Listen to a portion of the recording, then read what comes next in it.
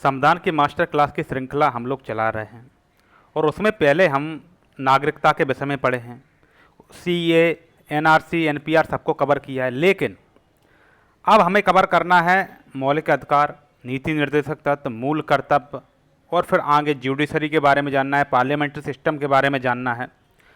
लेकिन इन सबको जानने से पहले आपको संविधान के बारे में कुछ ऐसी चीज़ें पता होना चाहिए। जब हम ये आपको मौलिक अधिकार पढ़ाएंगे तो यहाँ बोलेंगे ये आर्टिकल इस संविधान संशोधन के माध्यम से जुड़ा, या ये इसका ये जजमेंट रहा है, तो आपको बता देंगे ये बात बोला है मिनर्वा मिल्स मामले में।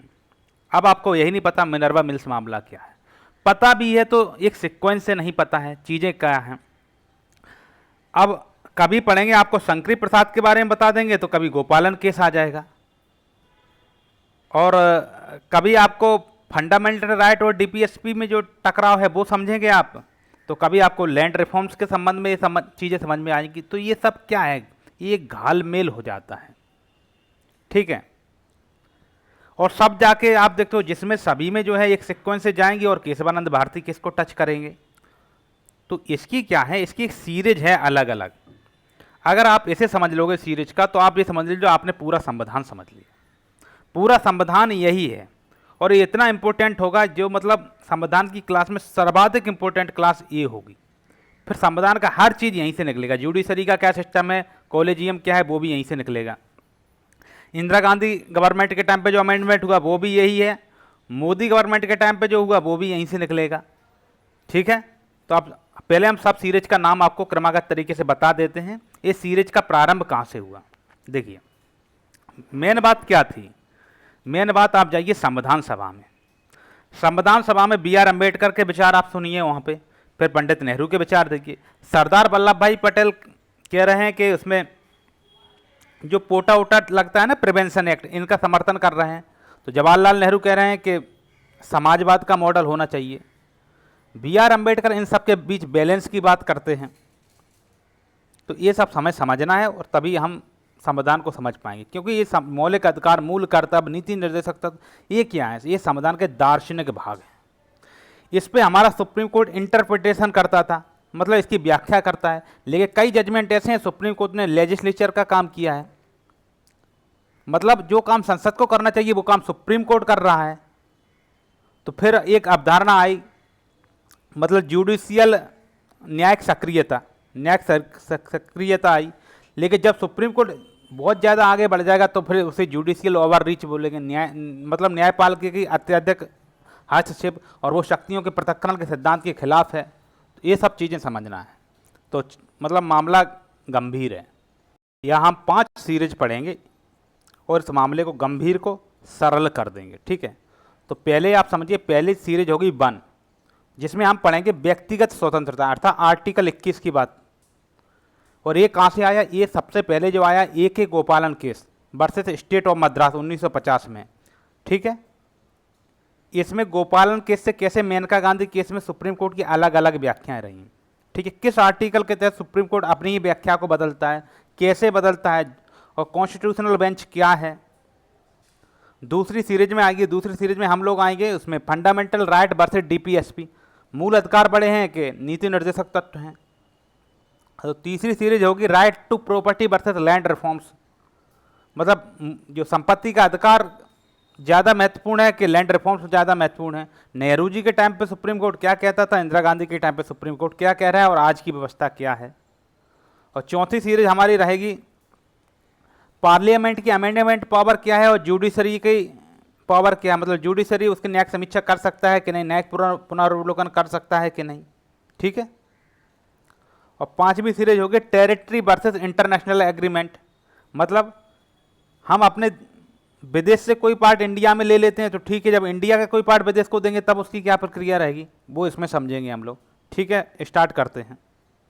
इससे पहले अब हम जाएंगे, सबसे पहले कहाँ जाएंगे, हम जाएंगे संविधान निर्माण की पृष्ठभूमि में, जो 1946 से 1950 तक हमारा संविधान निर्माण हुआ है। आप कहोगे ये तो 2 साल 11 महीना 18 दिन हुआ। देखिए, भारत का संविधान जो है केवल कानूनी दस्तावेज नहीं है, ये आप समझ लीजिए।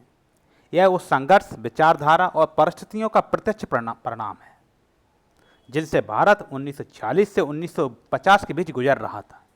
समझे? इसमें हमारे नेताओं की क्या सोच थी, उनके बीच आपसी मतभेद क्या थे, ये आपको पहले समझ लेना चाहिए। तो संविधान सभा का गठन कब हुआ? 1946 में। ब्रिटिश सरकार ने कैबिनेट मिशन मई 1946 के तहत भारत में संविधान बनाने का प्रस्ताव दिया और संविधान सभा में कुल 389 कितने सदस्य थे? कुल 389 सदस्य थे। फिर बाद में वो 389 में 292 प्रांतीय विधानसभाओं से थे, 93 सदस्य किससे थे? रियासतों से, और 4 चीफ कमिश्नरी क्षेत्र से थे। आप सब कुछ पढ़ चुके हैं, मैं आपको रिकॉल करा रहा हूँ। 1947 का विभाजन हुआ माउंटबेटन प्लान के तहत, ठीक है। पाकिस्तान अलग हो गया, अब हमारे पास 389 के बदले 299 सीट रह गई। पहली बैठक हुई 9 दिसंबर 1946 को, जिसके अस्थायी अध्यक्ष सच्चिदानंद सिंह था, फिर स्थायी अध्यक्ष बने डॉक्टर राजेंद्र प्रसाद 11 दिसंबर को। ड्राफ्टिंग कमेटी का गठन हुआ 29 अगस्त 1947 को, अध्यक्ष थे डॉक्टर भीमराव अंबेडकर। लेकिन आपको जानना जरूरी है कि संविधान सभा है वो डायरेक्टली इलेक्टेड नहीं थी, हम लोगों ने डायरेक्ट वोट नहीं दिया था, बल्कि इनडायरेक्टली इलेक्टेड थी, ठीक है, प्रांतीय विधानसभाओं द्वारा चुनी गई थी।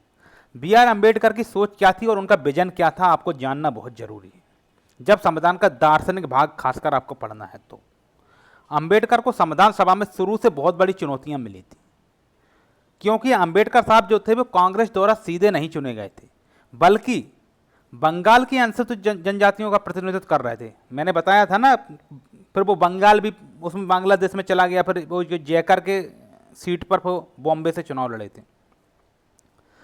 तो बी आर अम्बेडकर साहब की सोच क्या थी? वे समानता और सामाजिक न्याय की बात करते थे। उनका मानना था कि राजनीतिक लोकतंत्र जो है वो अकेले कारगर नहीं है, उसके साथ साथ सामाजिक आर्थिक लोकतंत्र भी होना चाहिए। तो सामाजिक आर्थिक लोकतंत्र की बात हम डीपीएसपी में करेंगे ना, सामाजिक आर्थिक चीज़ों की बात, जो नीति निर्देशक तत्व पढ़ेंगे। और शासन कैसा होना चाहिए? शासन कानून का शासन होना चाहिए। कानून का शासन का मतलब है कि हर नागरिक को अदालत में बराबरी का हक मिलना चाहिए, हर नागरिक को, ठीक है, केवल अमीर को ही नहीं, ये बात ध्यान रखना आप। और फंडामेंटल राइट की बात करते, जो मूल अधिकार हम भाग 3 में पढ़ते थे, तो डॉक्टर अंबेडकर चाहते थे कि भाई एब्सोल्यूट ना हो, बल्कि उन पे क्या रीजनेबल रिस्ट्रिक्शन लगे। अब आप मुझे एक बात बताइए, ये जो है कहाँ है अनुच्छेद 14 से 18, ये देखिए, ये अनुच्छेद 14 से 18 समानता के अधिकार की बात करते हैं ना, समानता के अधिकार की बात। तो एक बात बताइए, फिर हम लोग कहते हैं कि आरक्षण दे रहे हैं एससी एसटी को, फिर तो ये हमारे साथ भेदभाव है, जबकि आप लोग समानता के अधिकार की बात करते हैं, तो फिर तो ये भेदभाव हुआ ना लोगों के साथ। इन्हीं जो भेदभाव को जो चीज़ें हैं उन्हें रीजनेबल रिस्ट्रिक्शन बोला जाता। अंबेडकर साहब ने बोला था कि ठीक है, ये एब्सोल्यूट नहीं हो सकते। हाँ, ये देखो, हर आदमी समान कैसे हो सकता है? एक आदमी पे 1 कट्ठा ज़मीन है और एक आदमी पे 1000 बीघा ज़मीन है, अब आप समानता की बात कैसे कर सकते हैं बताइए? ठीक है। और जो डीपीएसपी हैं, मतलब नीति निर्देशक तत्व हैं, उन्हें इंस्ट्रूमेंट ऑफ इंस्ट्रक्शन कहा, जो सामाजिक और आर्थिक लोकतंत्र की दिशा देगा। किसने कहा था? बी आर अम्बेडकर साहब ने। बी आर अम्बेडकर साहब खुद चाहते हैं कि डीपीएसपी हो। डीपीएसपी सरकार का गोल है, सरकार को इन्हें प्राप्त करना है, ठीक है। बी आर अम्बेडकर साहब का मानना था, एक उनकी फेमस लाइन है कि constitution is not a mere lawyers document, it is a vehicle of life, मतलब लाइफ का व्हीकल है, and its spirit is always the spirit of age, मतलब इसकी जो आत्मा है जो संविधान की, वही हमारे आगे का भविष्य तय करने वाली है। यह उनके सामाजिक न्याय का दृष्टिकोण था। रिजर्वेशन, फंडामेंटल राइट, डीपीएसपी, ये बी आर अम्बेडकर साहब के सामाजिक न्याय का दृष्टिकोण था, ठीक है। इसमें आपको पता चला होगा बी आर अम्बेडकर साहब बंगाल के अनुसूचित जनजातियों का प्रतिनिधित्व कर रहे थे, कहाँ पे? संविधान सभा में, ठीक है। अब नेहरू और पटेल के बीच भी मतभेद थे। संविधान निर्माण के समय चल रहा था, उनके बीच के वैचारिक मतभेद बहुत तगड़े मतभेद थे, जवाहरलाल नेहरू और वल्लभ भाई पटेल के। नेहरू की सोच क्या थी? नेहरू मॉडर्न नेशन स्टेट की बात करते, मतलब आधुनिक नेशन स्टेट की बात करते थे। वो सोशियो इकोनॉमिक, मतलब सामाजिक आर्थिक जस्टिस के पक्षधर थे। और नेहरू जी चाहते थे कि फंडामेंटल राइट एब्सोल्यूट हो, मतलब समानता का अधिकार, मतलब सब समान।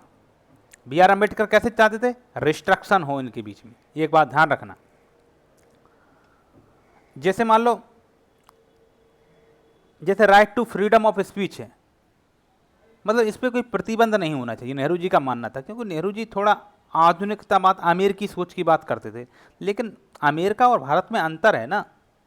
और जहाँ विदेश नीति का प्रश्न है, तो नेहरू जी की विदेश नीति नॉन अलाइनमेंट की रही है, और मोदी जी की जो आज की विदेश नीति है वो मल्टी अलाइनमेंट की है। नेहरू जी कहते थे हम किसी के साथ नहीं हैं, मोदी जी कहते हैं हम सबके साथ हैं। नेहरू जी ग्लोबल डेमोक्रेसी पर बहुत जोर देते थे। पटेल की सोच क्या थी? पटेल जो थे ना वो एडमिनिस्ट्रेटिव स्टेबिलिटी पर फोकस करते थे। आज जो आईएएस आईपीएस आपको दिखते हैं जिसके लिए आप तैयारी कर रहे हैं वो पटेल की ही सोच है। पटेल फंडामेंटल राइट को एब्सोल्यूट बनाने के पक्ष में नहीं थे। पटेल का मानना था कि व्यक्तिगत अधिकारों से पहले राष्ट्र की एकता और अखंडता महत्वपूर्ण है। समझ रहे? अगर फंडामेंटल राइट एब्सोल्यूट बना दो, हम लोग कुछ ऐसी गालियां देने लगे जिससे कि हमारे विदेशी संबंध खराब हो जाएं, तो फिर तो हमारी विदेश नीति पे सवाल उठ जाएगा, हमारी राष्ट्र की एकता और अखंडता का प्रश्न उठ जाएगा। यदि हम लोग राज्यों पे मतलब जैसे मान लो बिहार वर्सेस पंजाब कर दें, तो फिर क्या है, हमारी देश की एकता और अखंडता के लिए खतरा है ना।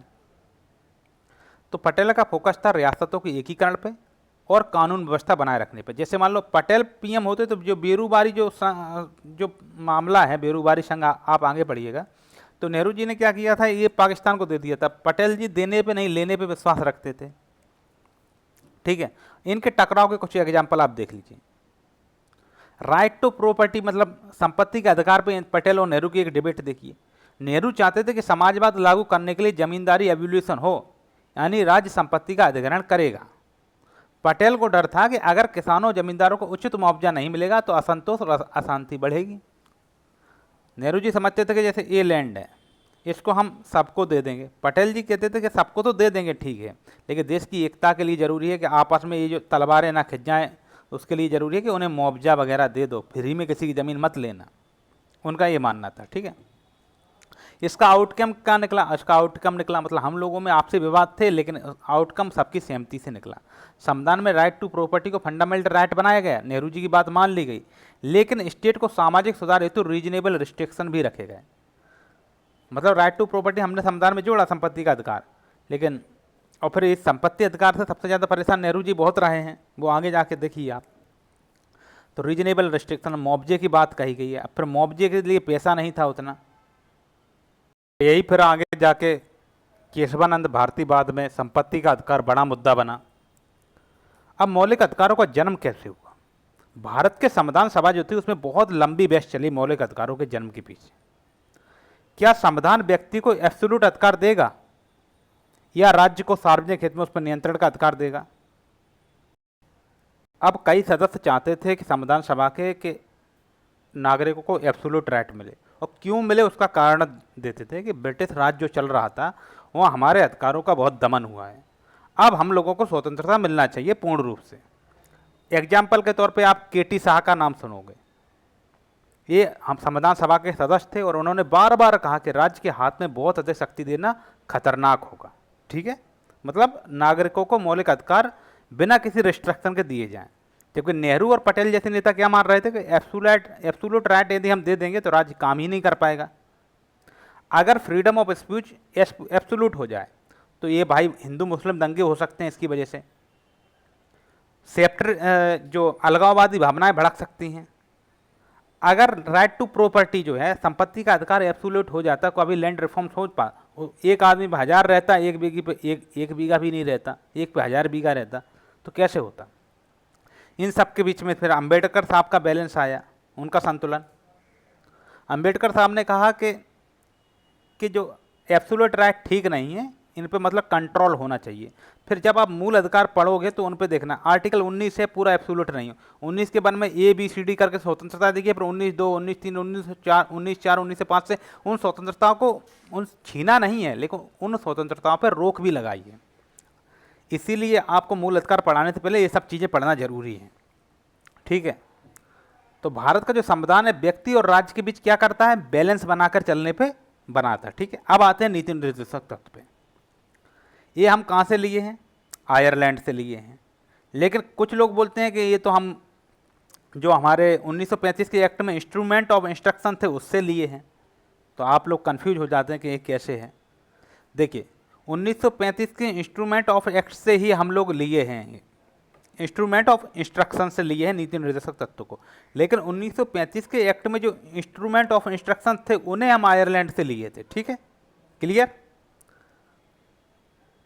अब जब डीपीएसपी दिए गए थे तो बी आर अम्बेडकर साहब ने कहा था कि जो डीपीएसपी हैं एक ऐसे चेक होंगे जिन्हें बैंक अपनी सुविधा के अनुसार देगा।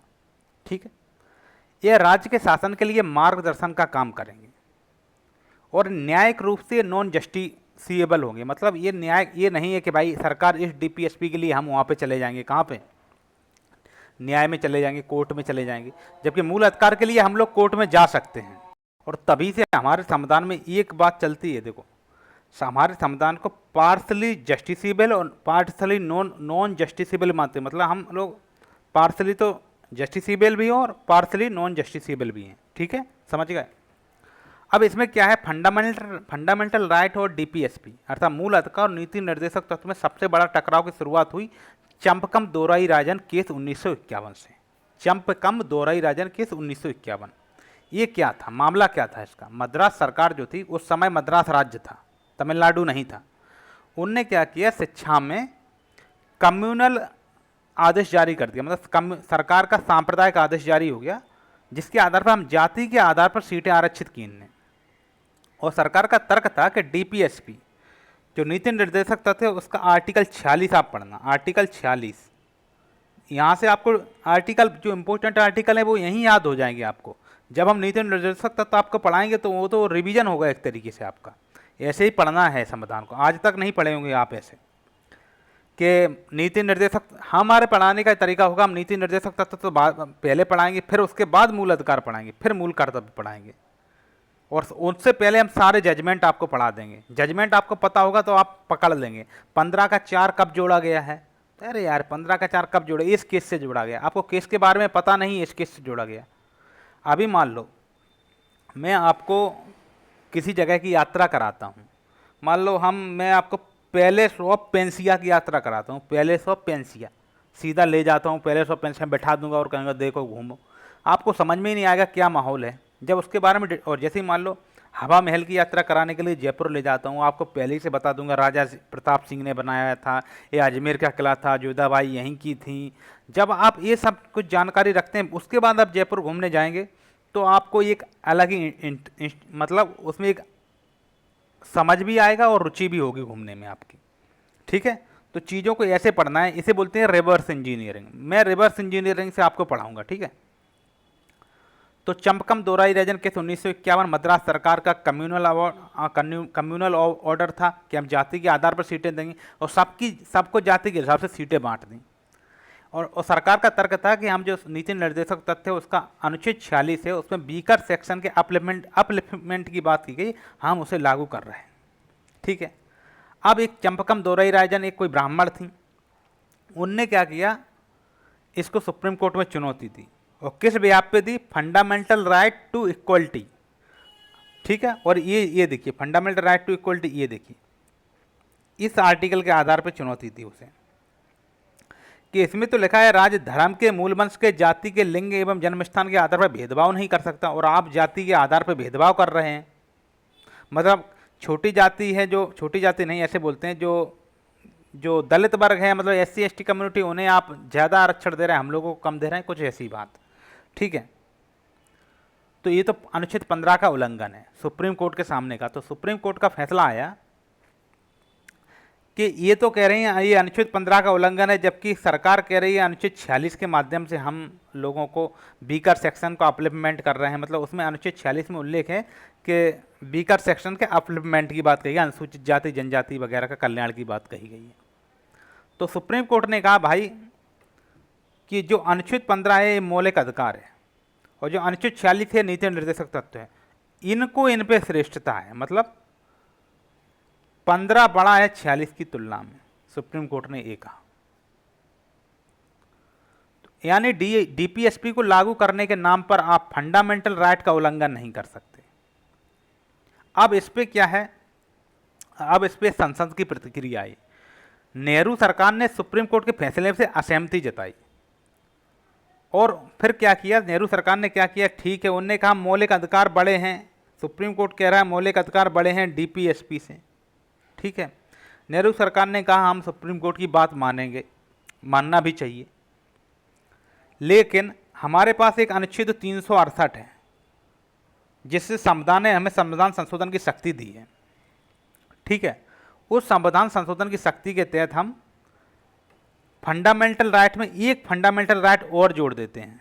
ये अनुच्छेद 15 है, अनुच्छेद 15 में एक जोड़ दिया, 15 का 4 जोड़ दिया, 15 का 4 जोड़ दिया, और कहा कि राज्य को socially and educationally backward classes, आप ईबीसी पढ़ते हैं ना, एजुकेशनल ईबीसी पढ़ते हैं, आप देखते होंगे ईबीसी, तो जैसे एसईबीसी था, अर्थात socially and educationally backward classes के रिजर्वेशन की शक्ति 15 के 4 के तहत किसको दे दी? राज्य को दे दी।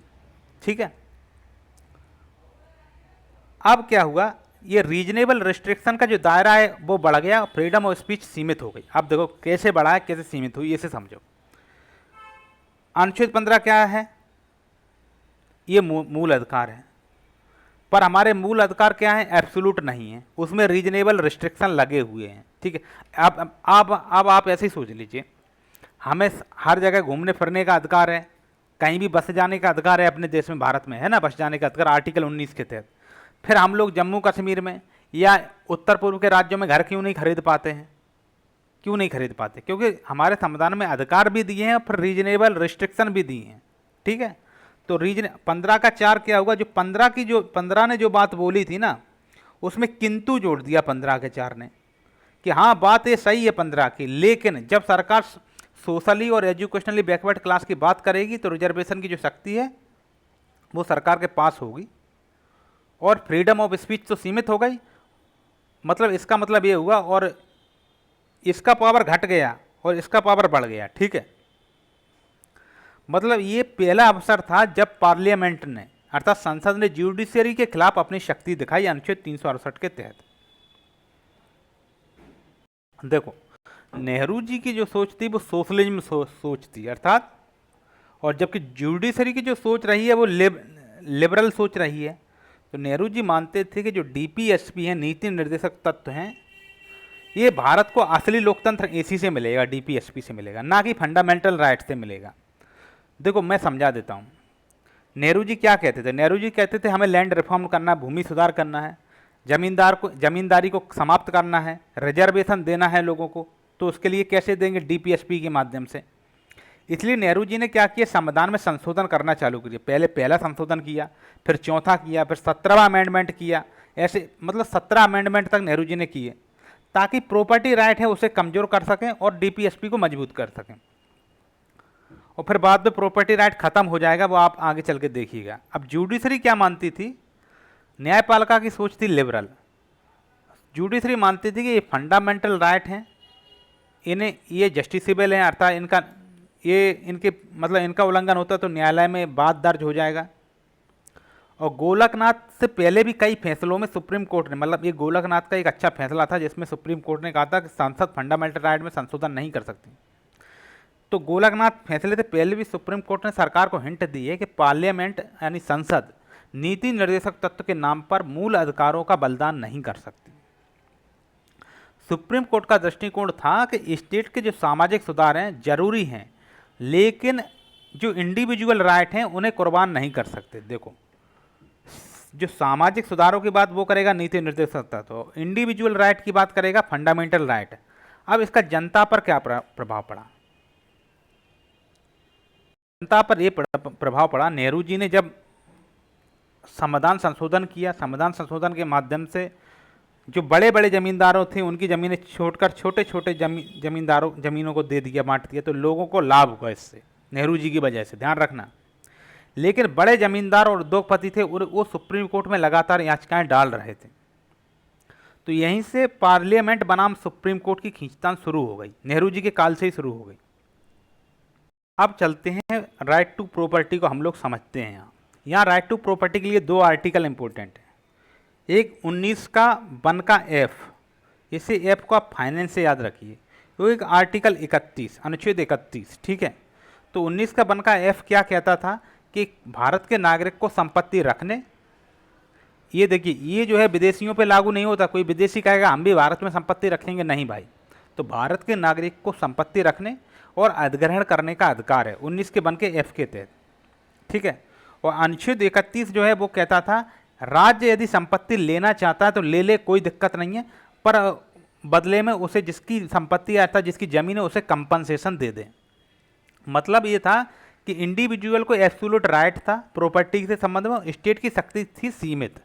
ये उस समय की आदर्श स्थिति थी, लेकिन इसे संविधान संशोधन के माध्यम से बदला गया। मतलब ऐसे समझिए, आपकी ज़मीन है ये, अब इस पर हमें बनाना है हवाई अड्डा। हवाई अड्डा बनाना है, सरकार को तो बनाना है हवाई अड्डा। आप कहोगे नहीं ये तो मेरी ज़मीन है, हम नहीं बनाने देंगे, तो सरकार कहेगी भाई ऐसा करो, तुम इसका जितना रेट है उसका कंपनसेशन ले लो और हम यहाँ पे हवाई अड्डा बनाएंगे, तो कोई दिक्कत नहीं है। अब लेकिन कंपनसेशन देने में सरकार को बहुत दिक्कत आ रही थी। सरकार उसके पास उतना पैसा नहीं था कि सबको कंपनसेशन दे सके। सरकार को रेलवे बनाना था, रोड्स बनानी थी, हवाई अड्डा बनाना था, तो कैसे बनाता? जब मतलब आप ज़मीन ही नहीं लेगी सरकार तो कैसे बनाएगी? और सरकार पे उतना पैसा है नहीं उस टाइम पे। अब ये बताइए, अब आपके दिमाग में आ रहा है, तो जब ये सब दिक्कत आ रही तो संविधान सभा ने संपत्ति का अधिकार तो देना ही नहीं चाहिए था, तो फिर ये विवाद ही नहीं होता। तो संविधान सभा ने शुरू में प्रॉपर्टी को फंडामेंटल राइट बनाया। क्यों बनाया? क्योंकि किसान और जमींदार की समस्या बहुत बड़ी समस्या थी। किसान चाहते थे कि जमींदारी व्यवस्था खत्म हो जाए, ये हजारों बीघा जमीन एक आदमी पे नहीं, सबको थोड़ी थोड़ी मिल जाए। जमींदार चाहता था कि अगर उसकी ज़मीन सबको बांटी जाए तो उसे बदले में मुआवजा मिले। आज हमारे खेत से कोई रोड निकलता है तो हम लोग मुआवजा मांगते हैं कि नहीं मांगते हैं? तो जमींदार की ज़मीन लेना है तो मुआवजा देना है। और सरकार चाहती थी कि उसे समाजवाद लागू करना है, उसे जमींदार लैंड रिफॉर्म्स करने हैं, लेकिन उसके पास कंपनसेशन के लिए पैसा नहीं थी। ये सबसे बड़ी समस्या थी। लोग सुप्रीम कोर्ट जा रहे थे। देखिए, ये लड़ाई किसके बीच में है?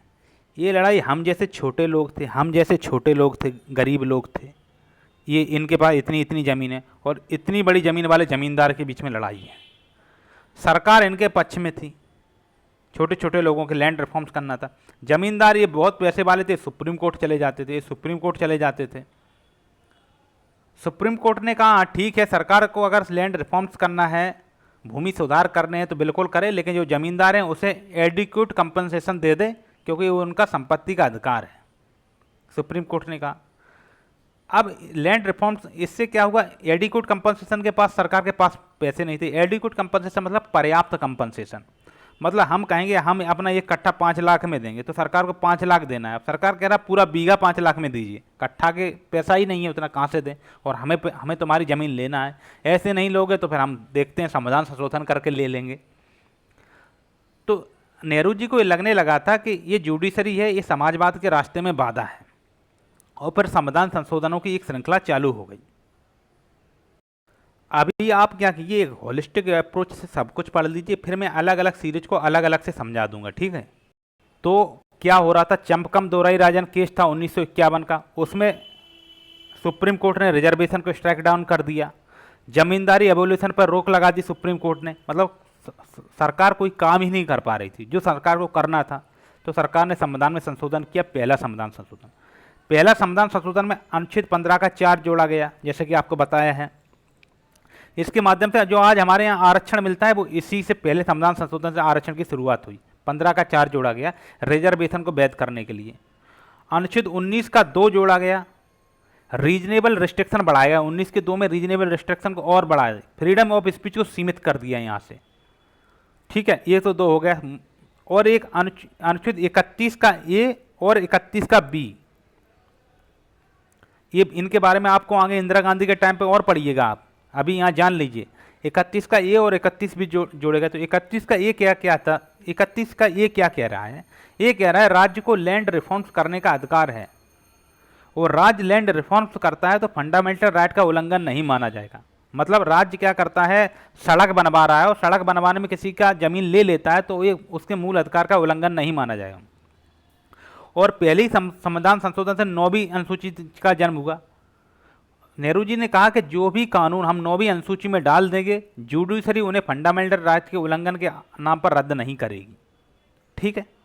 मतलब 31 के, अब 9वीं अनुसूची किस आर्टिकल के तहत बना है अगर पूछा जाए तो 31 के बी के तहत 9वीं अनुसूची बना है। मतलब इसमें 9वीं अनुसूची ऐसे बना गया, ये बना दी 9वीं अनुसूची, इसमें जो भी विषय डाल देंगे उस पर जुडिशरी कुछ नहीं कर पाएगा। मतलब न्यायालय में नहीं जाएगा ये मामला, और सुप्रीम कोर्ट से रद्द नहीं कर पाएगा। एक, और दूसरी बात ये, एक आप बताइए, फंडामेंटल राइट, मौलिक अधिकार अनुच्छेद 12 से 35 तक भाग 3 में हम लोग पढ़ते हैं। तो अनुच्छेद 31 किस में है? अनुच्छेद 31 खुद फंडामेंटल राइट में है।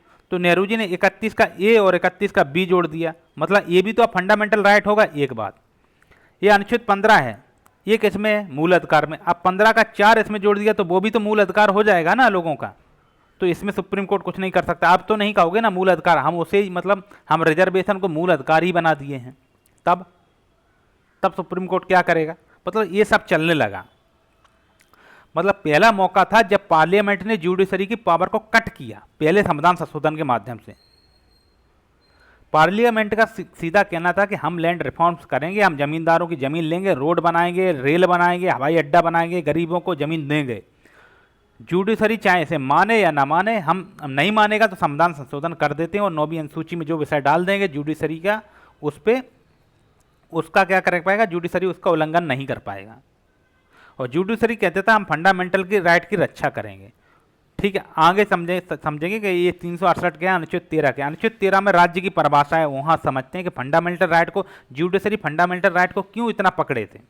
क्योंकि जुडिशरी मानती थी कि अनुच्छेद 13 है, उसमें कहा गया संविधान जो सरकार है कुछ भी करेगी, लेकिन जैसे मान लो ये मूल अधिकार है, ये हमारा मूल अधिकार है, मूल अधिकार है ये, और सुप्रीम कोर्ट सरकार ने कोई भी काम किया इतना, तो ये मूल अधिकार को ओवरलैप किया ना ये, तो इसको जुडिशरी अवैध घोषित कर देगी, कहेगा भाई आप यहाँ सही हो, ऐसे समझिए।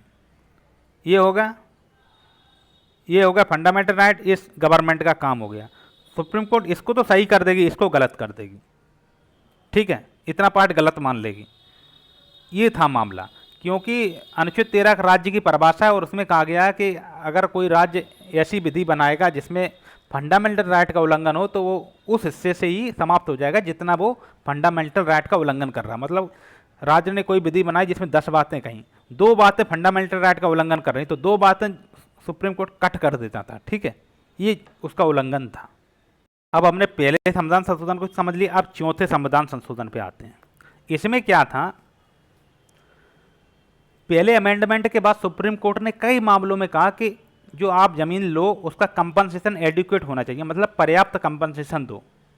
अब स्टेट ने मतलब राज्य ने जमीन तो ले ली, लेकिन मुआवजे के नाम पर टोकन अमाउंट दिया, मतलब आपका 1 बीघा जमीन ले लिया, आपको 1 लाख रुपए दे दिया।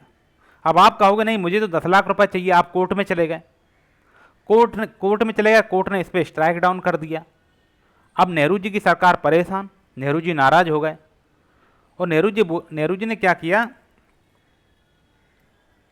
कि अगर हम सबको 10 लाख रुपया देते रहेंगे तो हम कभी रोड नहीं बना पाएंगे, हम कभी ट्रेन नहीं चला पाएंगे। फिर तो नेहरू जी ने क्या किया? संविधान में चौथा संशोधन कर दिया।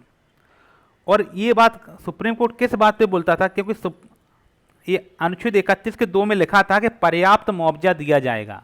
मतलब पर्याप्त मुआवजा मतलब ये जुडिशरी चेक करेगी कितना मुआवजा पर्याप्त मुआवजा माना जाएगा। तो नेहरू जी ने चौथे संविधान संशोधन के माध्यम से 31 के 2 में जो पर्याप्त मुआवजा शब्द को हटा दिया, अर्थात एडिक्वेट कंपनसेशन शब्द हटा दिया, और अब क्या है केवल कंपनसेशन ही कर दिया। और कंपनसेशन की जो मात्रा है इसका तय करने का अधिकार पार्लियामेंट को हो गया। जुडिशरी इस पर चेक नहीं कर सकती थी, क्योंकि इसे 9वीं अनुसूची में डाल दिया गया था। इससे जुडिशरी की शक्ति और कम हो गई। मतलब 31 के 2 के तहत कहा था पर्याप्त मुआवजा देंगे, जुडिशरी कह रही कि 1 बीघा लो तो 10 लाख दो, उनने कहा पर्याप्त शब्द ही हटा देंगे। अब तो हम मुआवजा देंगे, भले 1 लाख दें या 10,000 दें या ना दें, ठीक है मुआवजा देंगे, थोड़ा बहुत दे देंगे जितना हम पे बनेगा। तो जुडिशरी उस पर चेक करता तो उससे 9वीं अनुसूची में डाल दिया, तो अब जुडिशरी 9वीं अनुसूची में हस्तक्षेप नहीं कर सकती थी। मतलब जुडिशरी की शक्ति हो गई और कम। अब ये हो गया कि स्टेट जमीन चाहे जितने कम दाम पर अधिकृत कर सकती थी। जुडिशरी ये नहीं कह सकती थी कि भाई इन्हें पर्याप्त मुआवजा आपने नहीं दिया, क्योंकि पर्याप्त शब्द पे ही इरेजर चला दिया था। पर्याप्त शब्द पे क्या चला दिया था? वाइटनर चला दिया था, उसे सब कुछ नहीं। ठीक है, अब आते 17वें संविधान संशोधन पे। 17वें संविधान संशोधन पे देखो महत्वपूर्ण संविधान संशोधन आपको बता दे रहे हैं। 17वें संविधान संशोधन का क्या सिनेरियो था इस समझे। कई राज्य थे, उनने लैंड सीलिंग लगाई, एग्रीकल्चर रिफॉर्म लाए। अब कोर्ट है सुप्रीम कोर्ट ने कहा कई ज़मीनें ऐसी हैं तुम जो कर रहे हो लैंड रिफॉर्म, वो नॉन एग्रीकल्चर हैं, तुम ला तो रहे हो एग्रीकल्चर रिफॉर्म, लेकिन ज़मीन ले रहे हो नॉन एग्रीकल्चर, इसलिए आपके जो लैंड रिफॉर्म्स कानून है इस पे लागू नहीं होंगे। मतलब ऐसा समझिए, अगर एग्रीकल्चर ज़मीन मान लो तो गांव की ज़मीन को हम एग्रीकल्चर भूमि मान रहे थे गांव की, तो अब ये पटना का जो गांधी मैदान है, पटना का गांधी मैदान है, ठीक है, ये अब इसे मान लो सरकार कहे कि ये आज से सरकारी है, तो ये कहेगा भाई यहाँ तो कोई खेती नहीं होती है, तो आप ऐसे पटना के गांधी मैदान को सरकारी गांधी मैदान कैसे कह रहे हो। हम उदाहरण दे रहे हैं, इसका गांधी मैदान का क्या सिनेरियो है वो आप देख लीजिए, ठीक है। तो सुप्रीम कोर्ट ने कहा नहीं भाई ये तो लैंड रिफॉर्म्स नहीं माना जाएगा। तो जो राज्य जो प्रयास कर रहे थे वो सुप्रीम कोर्ट की वजह से क्या बेकार हो रहे थे। तो नेहरू जी की सरकार ने क्या किया, 17वां संविधान संशोधन लाई और एग्रीकल्चर लैंड की परिभाषा को और बढ़ा दिया। मतलब उनने कह दिया कोई भी खाली ज़मीन जो 2 बीघा 4 बीघा से ज़्यादा होगी उसे हम एग्रीकल्चर लैंड रिफॉर्म्स मानेंगे, भले ही उस पर खेती हो रही हो या नहीं हो रही है। अगर खाली ज़मीन है इतने से इतने ज़्यादा है तो हम उस पर एग्रीकल्चर लैंड रिफॉर्म्स का जो कानून होगा लागू होगा एक, और उठा के उसे 9वीं अनुसूची में डाल दिया। इससे क्या होगा, पार्लियामेंट ने जुडिशरी के इंटरप्रिटेशन को दरकिनार कर दिया। जुडिशरी क्या करती थी, ये इंटरप्रिटेशन करती थी, मतलब व्याख्या करती थी कौन सी ज़मीन एग्रीकल्चर मानी जाएगी, कौन सी गैर एग्रीकल्चर मानी जाएगी, उसकी व्याख्या को दरकिनार कर दिया। उसकी मतलब जुडिशरी कहती थी गांव की ज़मीन जिसमें खेती बाड़ी होती होगी वो एग्रीकल्चर है। सरकार ने कही नहीं भाई, कोई भी ज़मीन इतने से इतनी बीघा होगी और खाली भी होगी तो भी हम उसे एग्रीकल्चर रिफॉर्म्स कर सकते हैं वहाँ पे, क्योंकि वो एग्रीकल्चर भूमि है। सरकार ने परिभाषा ही बदल दी, तो प्रॉपर्टी राइट और कमज़ोर हो गया। सुप्रीम कोर्ट कुछ नहीं कर पाया यहाँ पे, ठीक है।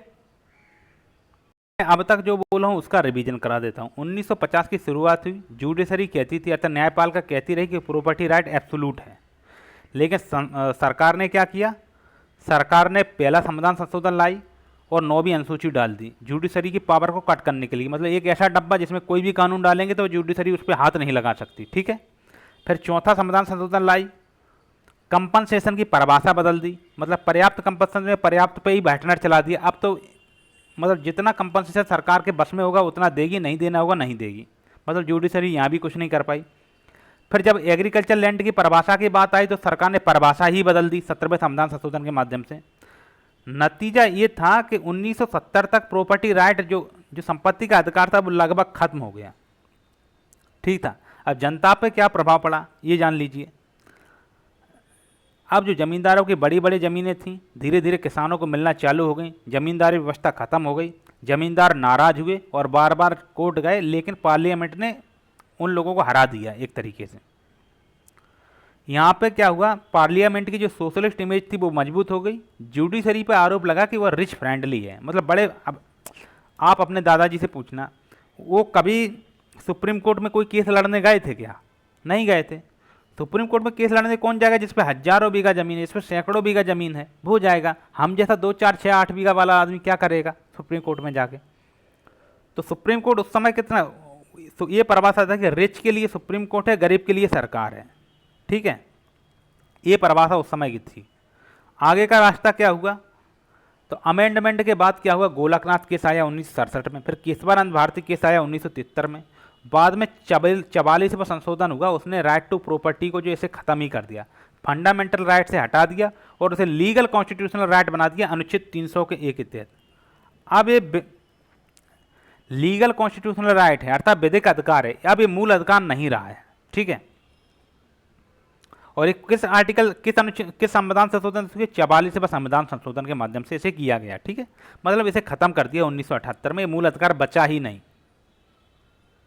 अब आज की स्थिति क्या, आज प्रॉपर्टी राइट केवल कॉन्स्टिट्यूशनल राइट है ना कि फंडामेंटल राइट, अर्थात ये हमारा संवैधानिक अधिकार तो है लेकिन मूल अधिकार नहीं है, इतना आप समझ लीजिए, ठीक है। पहले संविधान संशोधन 1951 में हुआ, 31A 31 भी जोड़ा गया, 15 का 4 जोड़ा गया, 9वीं शेड्यूल का जन्म हुआ, 9वीं अनुसूची का जन्म पहले संविधान संशोधन। चौथे संविधान संशोधन में क्या हुआ, एडिक्वेट कंपनसेशन को हटा दिया गया, जुडिशरी की पावर को कम किया गया, एडिक्वेट शब्द पे वाइटनर चला दिया गया। 17वें संविधान संशोधन 1964 से क्या हुआ, एग्रीकल्चर लैंड मतलब एग्रीकल्चर लैंड की जो डेफिनेशन है वो बदल दी और 9वीं अनुसूची के कानून में उसे डाल दी, ठीक है। और प्रॉपर्टी राइट का सफर क्या रहा, पहले था स्ट्रॉन्ग था प्रॉपर्टी राइट अर्थात फंडामेंटल राइट था। प्रॉपर्टी राइट पहले बहुत स्ट्रॉन्ग था, कोई किसी की ज़मीन नहीं ले सकता था, चले भले ही उस पर 10,000 बीघा ज़मीन हो, कोई नहीं ले सकता आपकी ज़मीन। फिर नेहरू जी ने क्या किया, उसे वीक कर दिया, कमज़ोर कर दिया। इंदिरा गांधी ने इतना कमज़ोर कर दिया कि 44वें संविधान संशोधन मोरारजी देसाई की सरकार के टाइम पे वो फंडामेंटल राइट से हटके कॉन्स्टिट्यूशनल राइट बना दिया गया, ठीक है। अब वो मूल अधिकार बचा ही नहीं, ठीक है। लेकिन आपने सोचा होगा पार्लियामेंट अर्थात संसद इतना सब कुछ कर रही है, लेकिन जुडिशरी फिर भी बहुत कंट्रोल में थी। क्यों थी? क्योंकि 1964 तक नेहरू जी थे। और नेहरू जी कौन थे आपको पता है? नेहरू जी संविधान निर्माता थे, ठीक है, 1964 तक। क्या है, नेहरू जी की मृत्यु हो गई 1964 में। अब क्या था, 1964 में नेहरू जी का मृत्यु हो गया तो प्रधानमंत्री लाल बहादुर शास्त्री बने। उसके बाद इंदिरा गांधी बने। इंदिरा गांधी को शुरुआत में वीक पीएम माना जा रहा था, कमज़ोर पीएम, लेकिन उस समय के लोगों की ये गलत धारणा थी कि वो वीक पीएम थी। आज भी इंदिरा गांधी हमें लगता है सबसे स्ट्रांग पीएम मानी जाती हैं, ठीक है। अब क्या होगा, अब आते हैं, चलते हैं सज्जन सिंह केस आया 1965 में, सज्जन सिंह 65 में, और गोलकनाथ केस आया 1967 में। इसमें पार्लियामेंट और सुप्रीम कोर्ट के बीच क्या क्लैश हुआ, इसे हम लोग समझेंगे। इसकी पहले इसका पृष्ठभूमि समझते हैं, इसका क्या पृष्ठभूमि था, फिर से 1950 से शुरू करते हैं। चीज़ें इतनी याद करा देंगे कि आपको रट जाएंगी चीज़ें, ठीक है। 1950 का दशक था।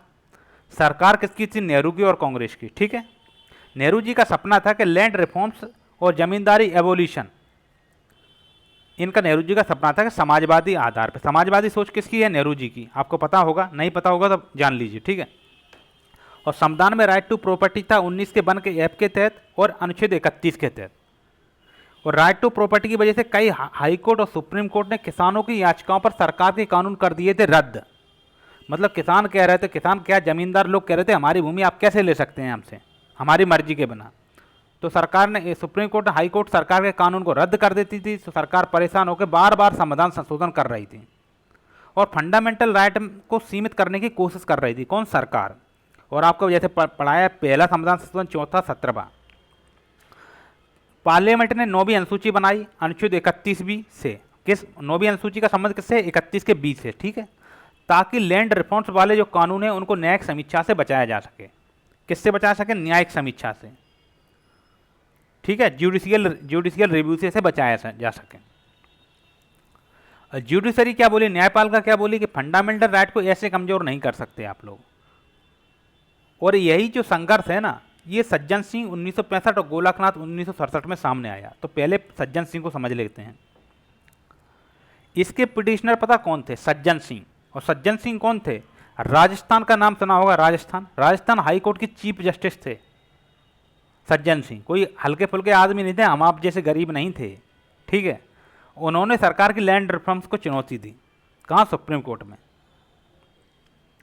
इसका इशू क्या था? इशू ये था कि 17वां संविधान संशोधन जो था उसमें नेहरू जी ने क्या किया था, लैंड रिफॉर्म्स की परिभाषा बदल दी थी 17वां संविधान संशोधन के माध्यम से। एग्रीकल्चर लैंड की परिभाषा बदल दी। तो अब जब परिभाषा ही बदल दी, सरकार ने सोचा ये अच्छा मौका है, बहुत सारे लैंड रिफॉर्म्स किए। और लैंड रिफॉर्म्स करती, उसे 9वीं अनुसूची में डाल देती। 9वीं अनुसूची में डाल देती, फिर कोई हाई कोर्ट जाए, सुप्रीम कोर्ट जाए, उसमें सुप्रीम कोर्ट, हाई कोर्ट कहता भाई ये तो 9वीं अनुसूची का विषय है, इसमें हम कुछ नहीं कर सकते।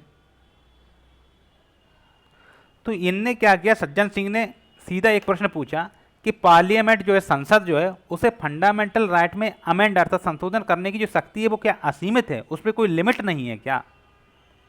तो इसमें सुप्रीम कोर्ट की 5 जज की बेंच थी। देखो 5 जज की बेंच जो होती है उसे कॉन्स्टिट्यूशनल बेंच बोलते हैं। हम आगे समझाएंगे कॉन्स्टिट्यूशनल बेंच क्या होता है। आप ये जान लिए 5 जज या उससे अधिक की जो जज वाली जो बेंच होती है उसे कॉन्स्टिट्यूशनल बेंच बोलते हैं। और हमारे सुप्रीम कोर्ट में जो भी कोई भी ये जैसे ऑर्डर आता है वो बहुमत से आता है। मतलब 5 लोग हैं, 2 लोग एक तरफ हो गए, 3 लोग एक तरफ हो गए, 1 लोग एक तरफ, 4 लोग एक तरफ, 5 लोग एक तरफ हो सकते हैं, ठीक है। तो इसका बहुमत, ये इसका फैसला आया 3-2 से फैसला आया, 3-2 से फैसला आया। तो इसमें सुप्रीम कोर्ट ने कहा कि हाँ भाई, पार्लियामेंट के पास फंडामेंटल राइट में अमेंड करने की शक्ति है अनुच्छेद 368 के तहत, ठीक है। और माइनॉरिटी में 2 जज थे, खासकर जस्टिस हिदायतुल्लाह और जस्टिस मुधोलकर। ये मुधोलकर का नाम आप सुन लीजिए, जस्टिस मुधोलकर। ये मधुकर कोटाबे नहीं है, मुधोलकर है, ठीक है, मुधोलकर। तो ये जस्टिस मुधोलकर जो थे, इनने क्या किया, इनने बेसिक स्ट्रक्चर की बात कही। हालांकि देखो, जस्टिस हिदायतुल्लाह और जस्टिस मुदोलकर क्या थे, माइनॉरिटी में थे, ये दो लोग एक साइड थे, बाकी के 3 जज एक साइड थे। तो मुदोलकर ने कहा कि कॉन्स्टिट्यूशन के बेसिक फीचर्स जो हैं उन्हें पार्लियामेंट भी नहीं बदल सकती। क्वेश्चन क्या था कि पार्लियामेंट जितना मर्जी चाहे उतना बदल देगी, तो मुदोलकर साहब ने कहा नहीं भाई, कॉन्स्टिट्यूशन के बेसिक फीचर्स को पार्लियामेंट भी नहीं बदल सकती। अगर फंडामेंटल राइट अमेंड होते रहे तो लोकतंत्र का संतुलन बिगड़ जाएगा। इस हिसाब से तो डेमोक्रेसी को ही सरकार खत्म कर देगी, लोकतंत्र को भी सरकार खत्म कर सकती। सरकार कुछ भी कर सकती है 368 के तहत, नहीं भाई, मुदोलकर ने कहा। लेकिन फाइनली ये हार गए। 3 लोगों ने कहा कि हाँ कर सकती है, 2 लोगों ने कहा नहीं कर सकती। मुदोलकर ने थोड़ा बात की, बेसिक फीचर्स की बात कही। अब क्या यही बात तीनों लोगों के दिमाग में भी चली गई कि हाँ यार ये बात तो सही कह रहे हो, इस प्रकार तो संसद पूरे संविधान को ही बदल देगी। इनके दिमाग में ये बात गई। फाइनली ये हुआ कि सरकार इस वाले जो कौन सा है, सज्जन सिंह केस जो 1965 का है, उसमें सरकार जीत गई और 17वां जो संशोधन था वो वैलिड हो गया। इसे जुडिशरी ने वैलिड कर दिया, ठीक है। लेकिन पहली बार बेसिक स्ट्रक्चर का बीज यहाँ से निकल गया, बीज यहीं से आया। पौधा वो केशवानंद भारती में बनेगा, दिखेगा फिर वो। अब क्या हुआ, नेहरू जी भी गुजर गए। अब गोलकनाथ केस पे चलते हैं। 1967 में, 2 साल बाद गोलकनाथ केस आया। गोलकनाथ 67 में केस आया। तो केस के जानने से पहले आपको पता होना चाहिए क्या है, कौन है। गोलकनाथ के थे, एक पंजाब का एक परिवार था। इनमें क्या थे, हेनरी और विलियम गोलकनाथ थे। ये कौन थे, जाट सिख जमींदार परिवार थे। भाई सुप्रीम कोर्ट कौन जाता था उस समय, कोई बड़े बड़े जमींदार परिवार जिनकी जमीन सरकार ने ली। इनकी 200 एकड़ जमीन को लैंड सीलिंग एक्ट के तहत अधिग्रहण कर लिया गया था। कितनी जमीन, एक 200 एकड़ जमीन की बात कर रहा हूँ भाई, 200 एकड़, समझ रहे हैं आप। इतनी ज़मीन को लैंड सीलिंग एक्ट के तहत सरकार ने ले ली थी। तो भाई जब जिस बंदे की इतनी ज़मीन जाएगी वो तो सुप्रीम कोर्ट जाएगा। इनने कहा कि सरकार ने हमारे फंडामेंटल राइट 19 के वन का ऐप और अनुच्छेद 31 को छीन लिया हमसे, जबकि पार्लियामेंट को तो फंडामेंटल राइट से छूने का हक नहीं है, क्योंकि ये अनुच्छेद 13 कह रहा है। तो यहाँ बैठी सुप्रीम कोर्ट की 11 जज की बेंच, वहाँ बैठी थी 5 जज की बेंच, जिसमें 2 थे और 3 थे। 2 में जस्टिस मुदोलकर थे, उन्होंने बेसिक स्ट्रक्चर की बात कही थी। गोलकनाथ के में 11 जज की बेंच बैठी, उस समय की सबसे बड़ी बेंच थी उस समय की। इससे बड़ी बेंच आएगी केशवानंद भारती में 13 जज की बेंच, ठीक है। मेजोरिटी में 6 जज थे, मतलब, और एक तरफ थे 5 जज। और 6 जज में जो मेजोरिटी में शामिल थे, उस समय के चीफ जस्टिस सुब्बा राव, उस समय चीफ जस्टिस कौन थे, सुब्बा राव, तो वो भी इसी में थे।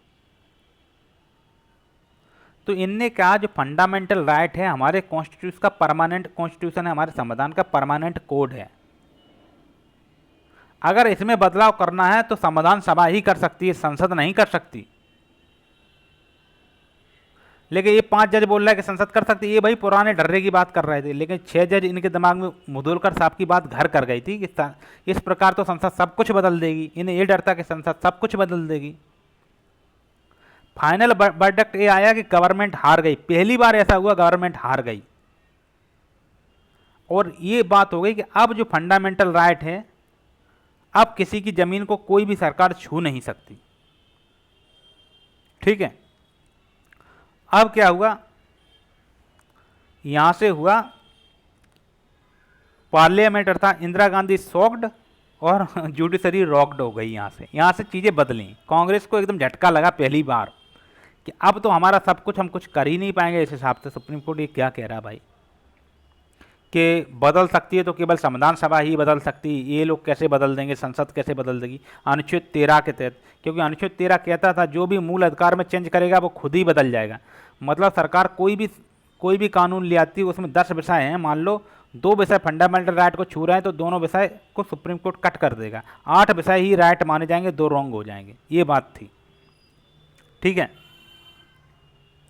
अब इसका रियल इम्पैक्ट क्या हुआ इसे समझते हैं, और 1967 के बाद की राजनीति कैसे बदली। इस समय इंदिरा गांधी थी, ध्यान रखना, अब इंदिरा गांधी आ गई हैं।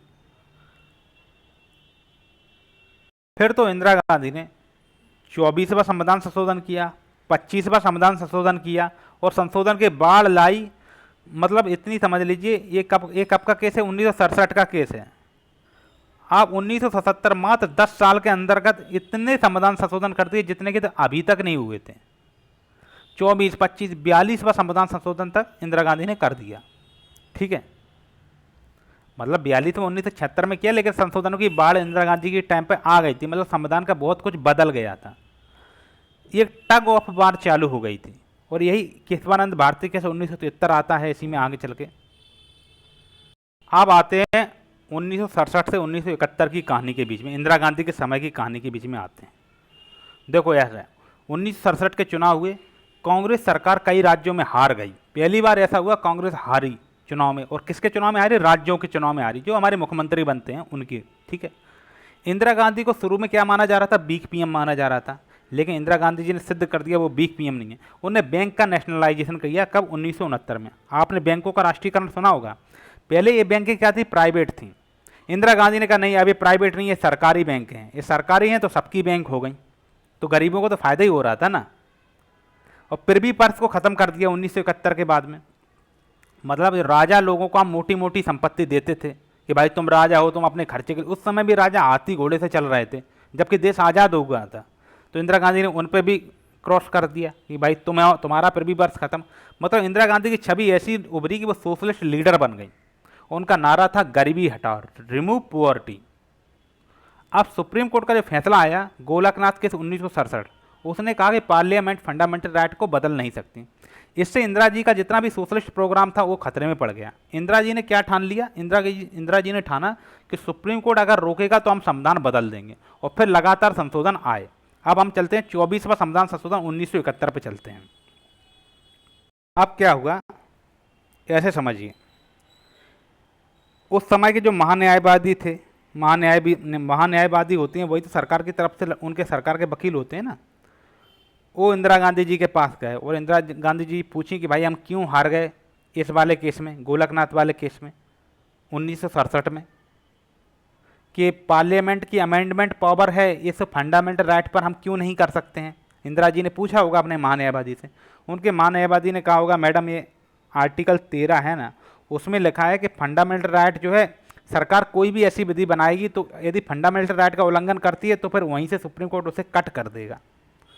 तो इंदिरा जी ने कहा कोई बात नहीं, ये कौन सी बड़ी बात है, हमारे पास आर्टिकल 368 है ना, संविधान संशोधन करने की शक्ति हमारे पास है, तो आर्टिकल 13 में ही संशोधन कर दो। तो महान्यायवादी ने कहा मैडम आपका आइडिया बहुत बढ़िया है। अनुच्छेद 13 में इंदिरा जी ने क्या बदल दिया? इंदिरा जी ने अनुच्छेद 13 में लिखवा दिया कि अब लॉ की परिभाषा में कॉन्स्टिट्यूशनल अमेंडमेंट नहीं आएगा जो अनुच्छेद 368 के तहत, मतलब 368 के तहत अगर हम कोई संशोधन करते हैं तो वो लॉ की परिभाषा में नहीं आएगा, अर्थात आर्टिकल 13 की परिभाषा में नहीं आएगा, उसकी परिभाषा को छोटा कर दिया। जैसे नेहरू जी ने एग्रीकल्चर की 14वें संशोधन उससे परिभाषा को बड़ा कर दिया था, और इन्हें इंदिरा जी ने क्या किया 24वें संशोधन के माध्यम से इसकी परिभाषा को छोटा कर दिया। मतलब अब लॉ की परिभाषा में कॉन्स्टिट्यूशनल अमेंडमेंट नहीं आएगा।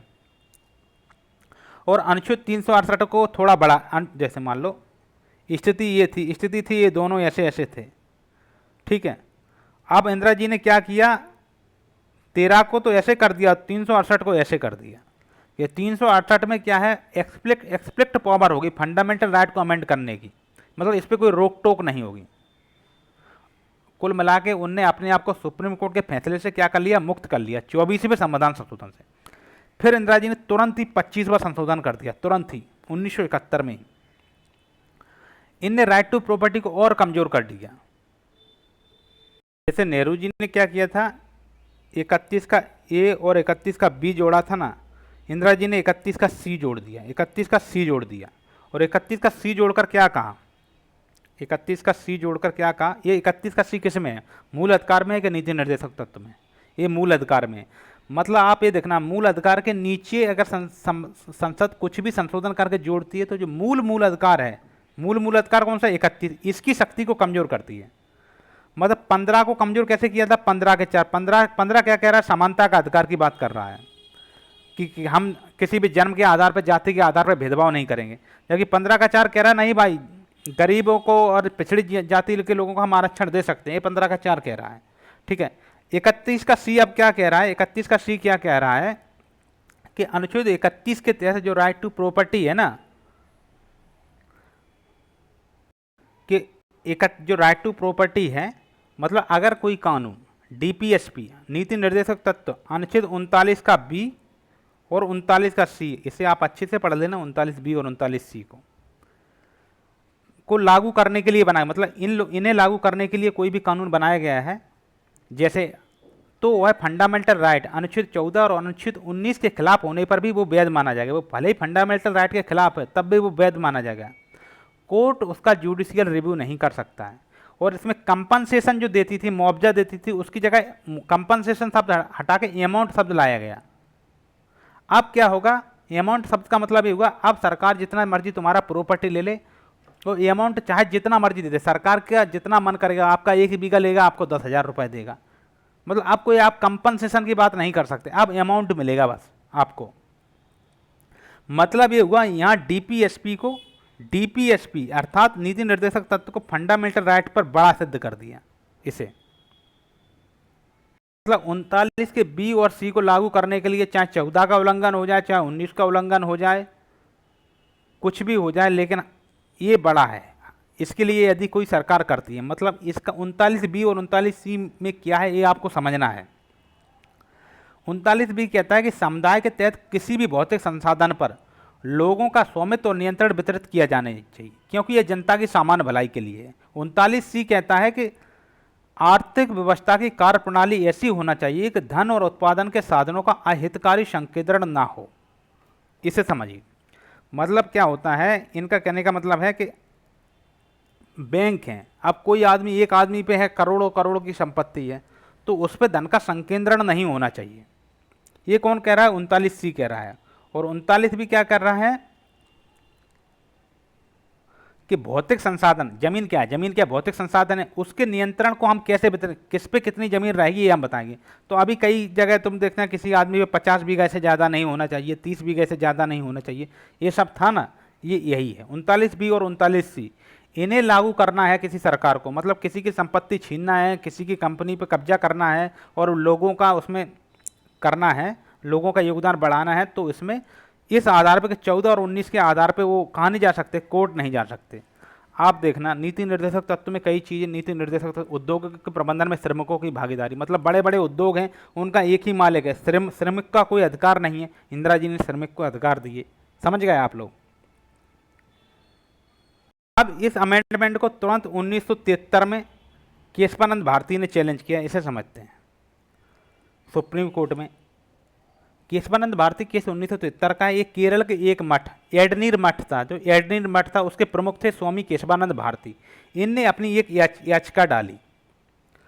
इनने कहा कि लैंड सीलिंग एक्ट से इनका एक जुड़ा विवाद था, केरल की जो सरकार थी उनने इनकी मठ की जमीन छीन ली थी, और साथ ही साथ इनने 24 और 25 अमेंडमेंट को भी चैलेंज कर दिया, किसमें, कोर्ट में।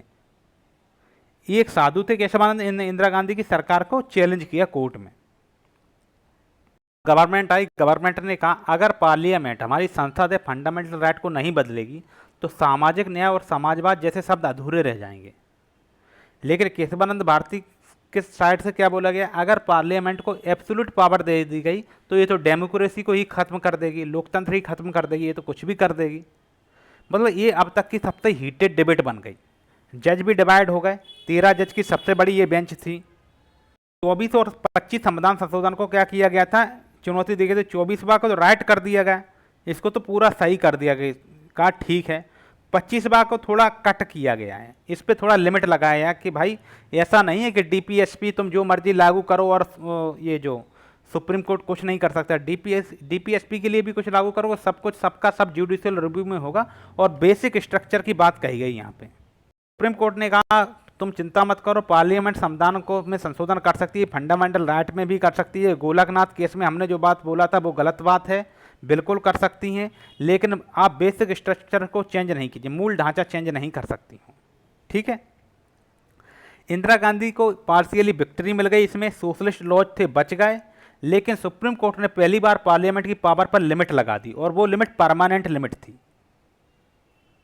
अब क्या होगा, पार्लियामेंट और जुडिशरी के बीच की जो टकराट है और ज़्यादा बढ़ जाएगी। इंदिरा जी बोली कि who is supreme, people's mandate और अनइलेक्टेड जज, मतलब कौन सुप्रीम माना जाएगा, पीपुल्स का मैंडेट अर्थात हम लोग जो चुन के भेज रहे हैं इंदिरा गांधी को उन्हें, या ये जो जज हैं जो अनइलेक्टेड हैं, ये चुनाव लड़के तो नहीं आ रहे हैं, हम लोग जनता का प्रतिनिधित्व कर रहे हैं, कौन सुप्रीम होगा।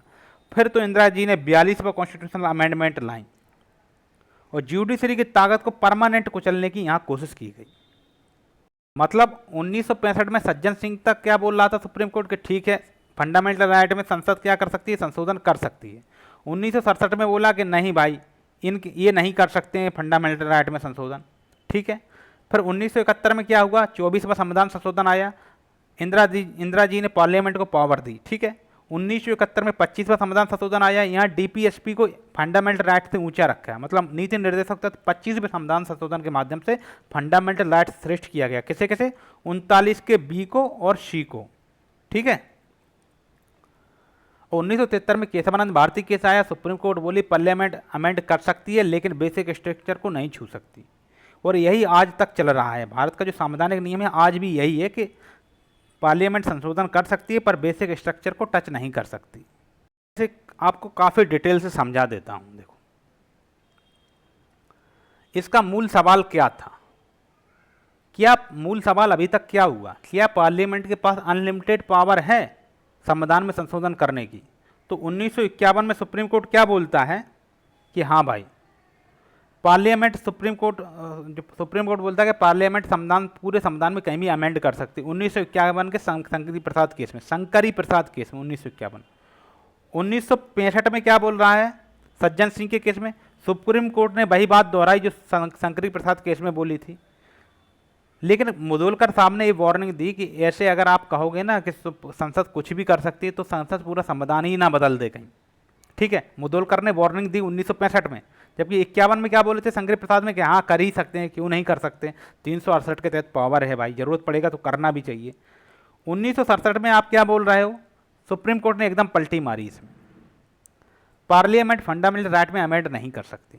इससे क्या हुआ, इंदिरा गांधी नाराज हुई और उनने 24वां और 25वां संविधान संशोधन लाई 1971 में, और पार्लियामेंट ने खुद को सुप्रीम साबित कर दिया।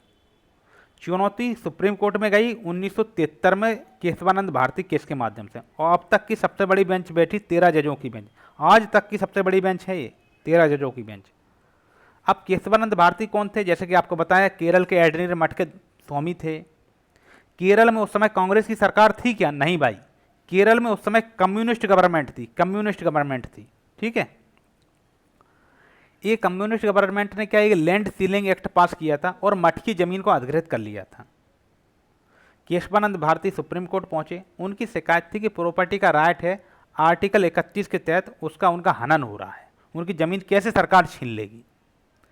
लेकिन उनके जो वकील थे नानी पालकीवाला, कौन थे, नानी पालकीवाला, इनने केस को पूरे संविधान के संशोधन की शक्ति पर बदल दिया। इनकी दलीलें बहुत अच्छी थी। अब तक की 13 जज की सबसे बड़ी बेंच, सुनवाई 68 दिन चली। कितने दिन सुनवाई चली, 68 दिन इसकी सुनवाई चली, इसका विश्व रिकॉर्ड है, ठीक है। पिटिशनर साइड में कौन थे, केशवानंद थे, इनकी तरफ से वकील थे नानी पालकीवाला, ठीक है। गवर्नमेंट साइड में इंदिरा गांधी की गवर्नमेंट थी, और इनके तरफ से चल रहे थे अटॉर्नी जनरल उस समय थे नीरंडे, और सॉलिसिटर जनरल, मतलब महान्यायवादी नीरंडे और सॉलिसिटर जनरल, ठीक है। पालकीवाला की दलीलें क्या थी वो आप सुनिए। पालकीवाला ने कहा कि अगर पार्लियामेंट को अनलिमिटेड पावर है संविधान संशोधन की शक्ति की, तो वो डेमोक्रेसी को ख़त्म कर देगी, लोकतंत्र को ख़त्म कर देगी, फंडामेंटल राइट को ख़त्म कर देगी, डिक्टेटरशिप लाएगी, यहाँ सरकार ख़त्म करके तानाशाही आ जाएगी। और हालांकि बाद में आप देखना, जो पालकीवाला बोले बाद में देखना आपातकाल इंदिरा गांधी ने लगाया था, तो वो एक तरीके से डिक्टेटरशिप ही था, और वो भी बिना किसी कारण के इंटरनल डिस्टर्बेंस के आधार पे। हालांकि पहले भी आपातकाल लगा है, लेकिन वो आपातकाल इसका आपातकाल में अंतर है भाई, ठीक है। गवर्नमेंट क्या कह रही थी, गवर्नमेंट कह रही थी कि पार्लियामेंट जनता की प्रतिनिधि है, उसकी पावर सुप्रीम है, ठीक है, हमें जनता ने चुन के भेजा है।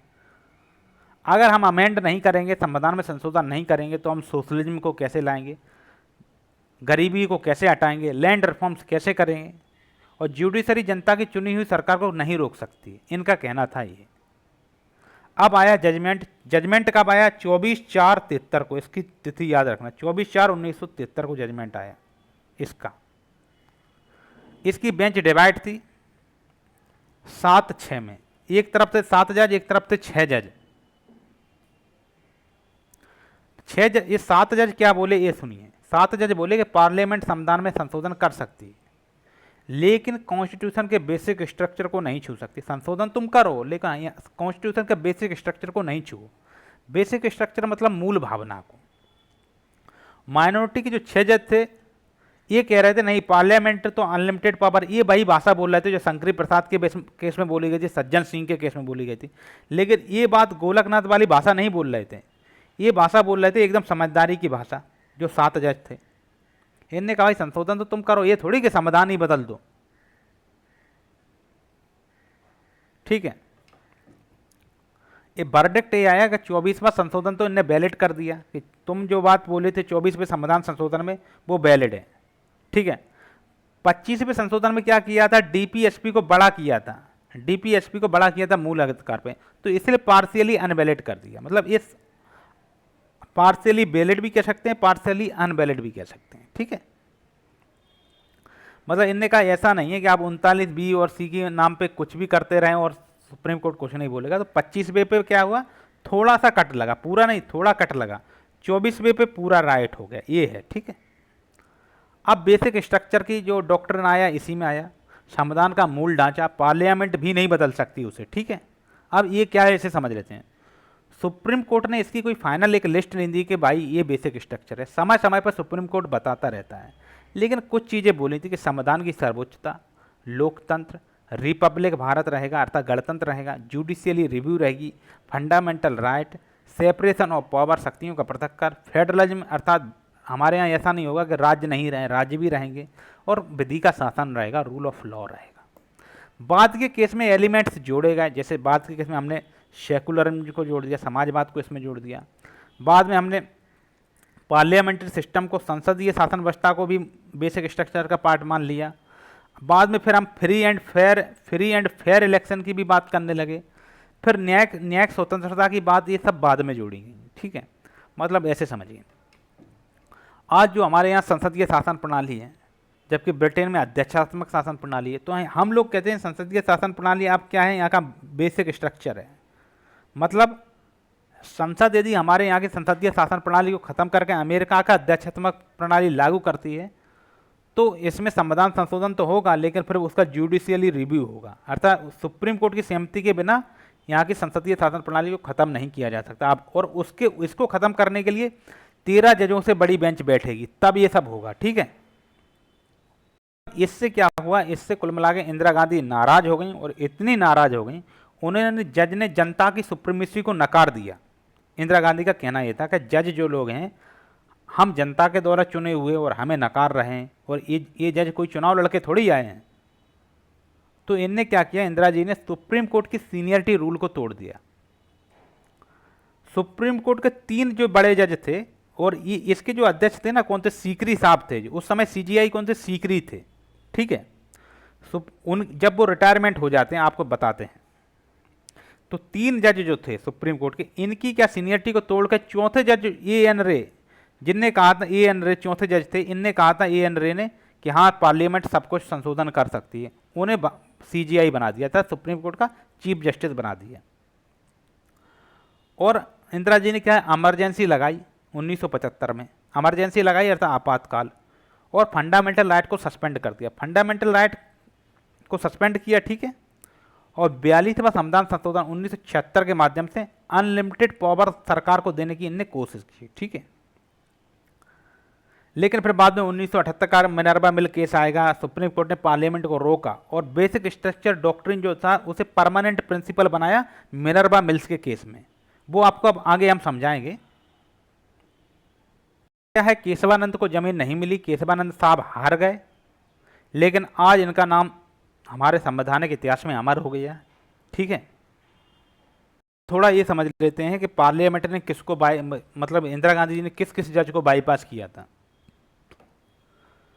1973 24 अप्रैल को केशवानंद केस का वर्डिक्ट आया। सुप्रीम कोर्ट का जो नियम था, तो अब ऐसे समझते हैं किन किन को इंदिरा गांधी जी ने बाईपास किया। सुप्रीम कोर्ट में क्या है, हमेशा से सीनियरिटी प्रिंसिपल रहा है, मतलब जो सीनियर होगा वो सीजीआई बनता था। उस समय सीजीआई कौन थे, जब ये केशवानंद केस चल रहा था, एसएम सिकरी थे। ठीक है, भारत के सीजीआई, और उन्होंने बेसिक स्ट्रक्चर डॉक्ट्रिन वाली बेंच का नेतृत्व किया था, किसने, एसएम सिकरी ने।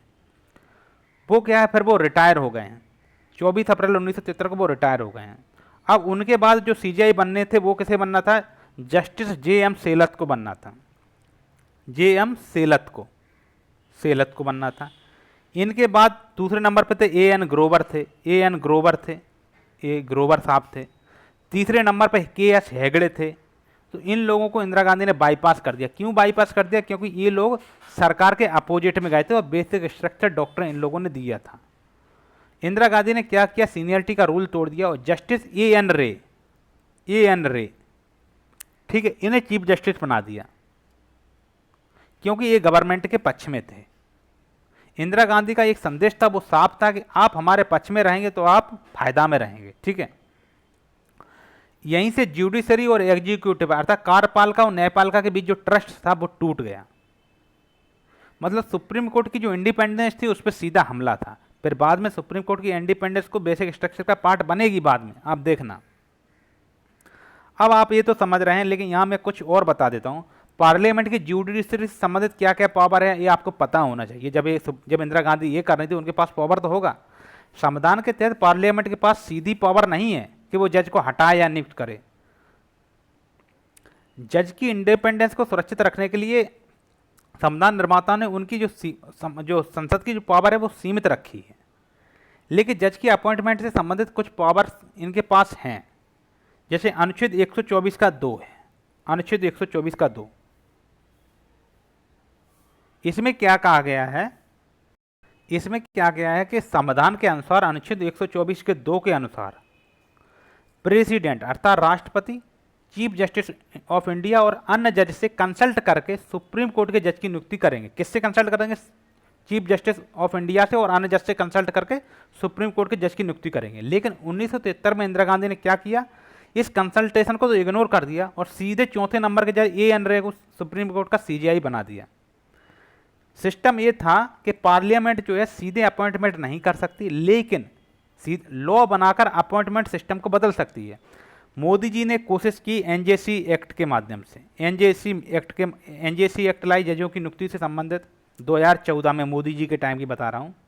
लेकिन सुप्रीम कोर्ट ने ये जुडिशरी की इंडिपेंडेंस के नाम पे इसे हटा दिया कि फिर तो भाई इंदिरा गांधी वाला काम हो जाएगा, मोदी जी आप रहने दीजिए। एनजेसी एकमात्र ऐसा एक्ट है 99 संविधान संशोधन जिसे सुप्रीम कोर्ट ने पूरा का पूरा रद्द कर दिया है।